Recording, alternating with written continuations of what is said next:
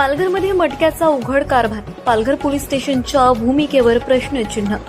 पालघर तालुक्यातील रेल्वे पूर्व भागात असलेल्या गांधीनगर परिसरात मटक्याचा उघड कारभार सुरू असल्याची धक्कादायक माहिती समोर येते। रेल्वे पूर्व भागात दिवसाढवळ्या सुरू असलेल्या या जुगार अड्ड्यामुळे स्थानिक नागरिकांमध्ये प्रचंड संताप व्यक्त केला जातोय। या भागात एक तथाकथित मटका किंग सक्रिय असल्याची चर्चा सुरू असून त्याचा दबदबा इतका वाढला आहे की सर्व काही उघडपणे सुरू असतानाही कारवाई मात्र शून्य दिसते। धक्कादायक बाब म्हणजे काही पोलीस कर्मचारी या ठिकाणी ये-जा करताना दिसत असल्याचा नागरिकांचा आरोप आहे। मात्र तरीही ठोस कारवाई होत नसल्यामुळे अनेक प्रश्न निर्माण झाले। आर्थिक साटेलोट्यामुळेच हा प्रकार सुरू आहे का, असाही संशय आता व्यक्त होऊ लागलाय। जिल्ह्यात अवैध धंद्यांवर कारवाई करून कर्तव्यदक्ष अधिकारी म्हणून ओळख निर्माण करणारे पोलीस अधीक्षक यतीश देशमुख यांनी अनेक ठिकाणी गुन्हेगारीला आळा घातला।